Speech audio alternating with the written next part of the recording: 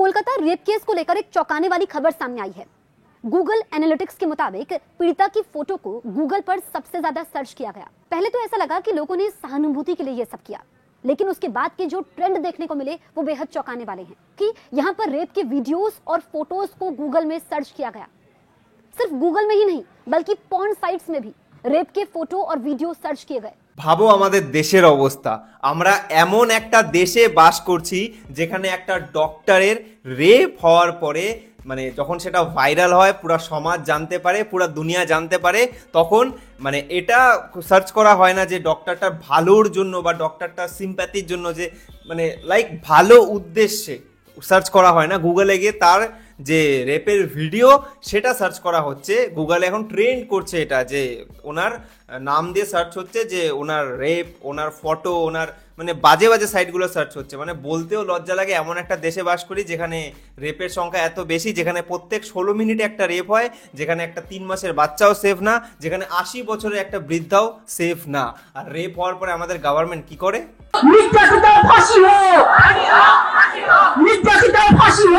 এরকম একটা কথা, একটা পয়েন্টলেস কথা স্টেটের সিএম কি করে বলতে পারে সেটা তো আমি বুঝলাম না। এখন বেশি কিছু বলা যাবে না, কারণ কি বেশি কিছু বললেই বাড়িতে পেপার চলে আসবে যে ভাই দেখা করো, ভিডিও ডিলিট করো। ভাই এরকমই তো হয়, কারণ কি এখানে ফ্রিডম অফ স্পিচ শুধু নামেই, এখানে শুধু কার্যকারিতা ফ্রিডম অফ স্পিচের কিছু নেই। এখানে ফ্রিডম অফ স্পিচ হচ্ছে গভর্নমেন্ট যেটা চাইবে, গভর্নমেন্টের পেপারে যেটা হবে সেটাই তোমাকে বলতে হবে। হোয়াট এভার যেটাই হোক, ওয়েস্ট বেঙ্গলের হেলথ মিনিস্টারকে মমতা ব্যানার্জি, ওয়েস্ট বেঙ্গলের চিফ মিনিস্টারকে মমতা ব্যানার্জি। তো ভাই র্যালি, মানে র্যালি যে করা হচ্ছে, মমতা ব্যানার্জি যে র্যালি করলো, এটা কার এগেনস্টে করলো? যে মানে বিচার চাই, ফাঁসি চাই, এই চাই, ওটা আপনি কাকে বলছেন যে ফাঁসি চাই? আপনি তো নিজেই সব মিনিস্টার। আপনি যদি সাজা না দেন তো সাজাটা কে দিবে? মানে পুলিশ মন্ত্রীও আপনি, হেলথ মিনিস্টারও আপনি, সিএমও আপনি, সব আপনি। এখন বেঙ্গলের অবস্থা অনেকটা বেশি বাজে, যেটা মানে এতটাই বাজে যে কি বলবো, যেটা বলার মতন কিছুই নেই। কেউ শঙ্খ বাজাচ্ছে তার মানে নিজের ফিলিং শেয়ার করার জন্য, বাট ফেক শঙ্খ বাজানো।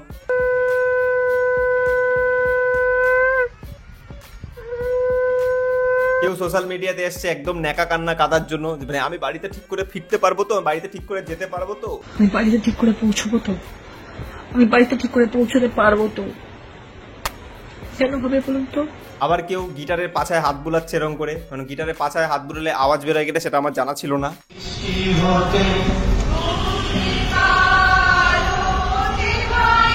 এখন বাংলার সিচুয়েশনের যদি তুমি একটা বাস্তব সত্যি জানতে চাও, বাস্তব সত্যিটা হচ্ছে এটাই, অনেক কড়া বাট এটাই বাস্তব সত্যি।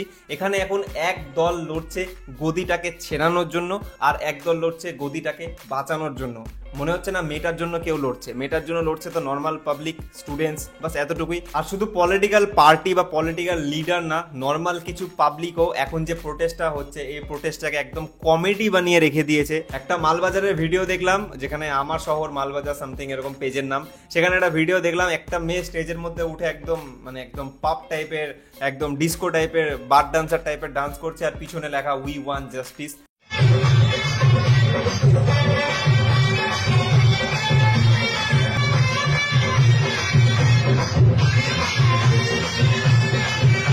মানে এটা কি লেভেলের বাজে একটা জিনিস যে তোমাদেরকে কি বলবো। মানে একটা মানুষ মারা গেছে, সেখানে তোমরা জাস্টিস চাইছো, পিছনে উই ওয়ান্ট জাস্টিস লেখা, আর স্টেজের মধ্যে কেউ বার্ড ড্যান্সারের মতন ডান্স করছে, আর পাবলিক দেখছেও।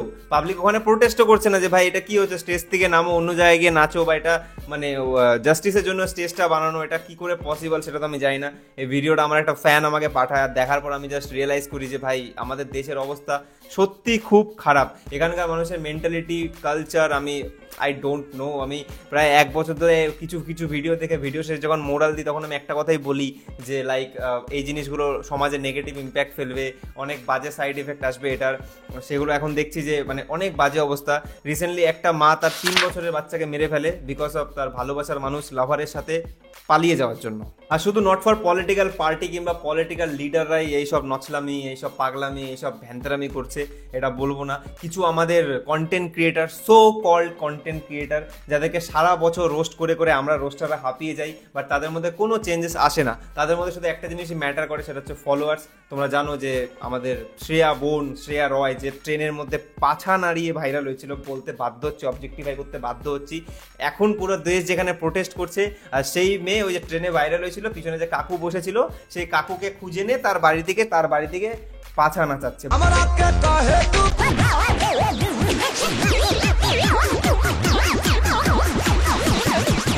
এই সমস্ত দেখে তোমাদের মাথায় কি আসে আমি জানি না, বাট আমার ভিতর থেকে অনেক বেশি কষ্ট আর অনেক বেশি রাগ হয়। কারণ কি, নট ফর শুধু শ্রেয়া, আমাদের যে শ্রাদ্ধবাড়ি ব্লগার আছে তিনিও এখন এরকম ভিডিও বানাচ্ছে লাইক যে আমি শ্রাদ্ধবাড়ি থেকে ভাইরাল হয়েছিলাম, আরেকজন ভাইরাল হয়েছিল যে হচ্ছে দাদুর অসুস্থর সময় হসপিটালে গেছিল, তাদের দুজনের মধ্যে একটা ক্ল্যাশ হয়েছিল, একটা রোস্টিং, একটা ব্যাটেল হয়েছিল, তার সাথে কোলাবোরেশন করছে, ভিডিও বানাচ্ছে। তুমি আমাকে রোস্ট করেছো কেন? তুমি সেই দাদু মারা গেছে, দাদু কি হলো? দাদু যাই হোক, তুমি আমাকে রোস্ট বেঁচে আছে। আমি হসপিটালে গিয়ে ব্লগ করো, তাতে দোষ নেই।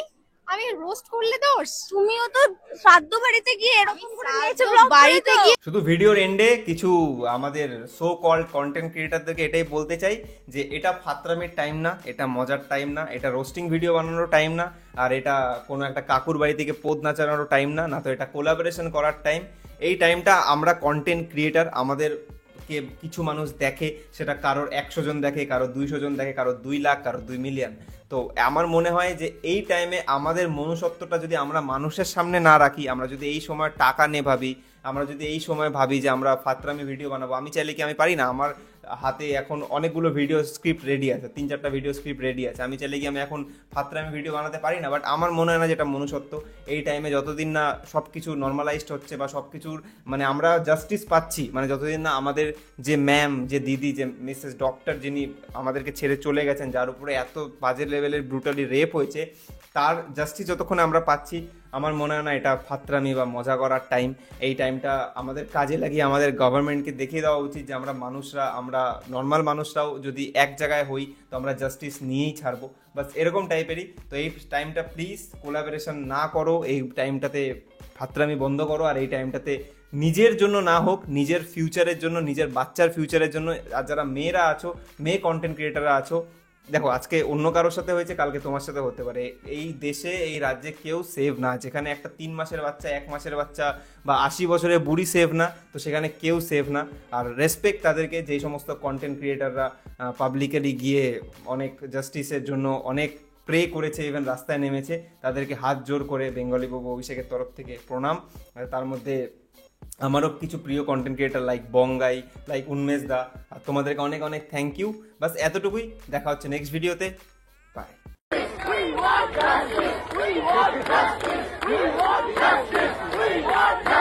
আমার পয়েন্টটা হচ্ছে সেলফ ডিফেন্সকে যদি সরকার প্রায়োরিটি দেয় প্রতিটা মেয়েদের স্কুলে, সেই ক্ষেত্রে আমার মনে হয় ইমপ্লিমেন্টটা অনেক বেশি হবে।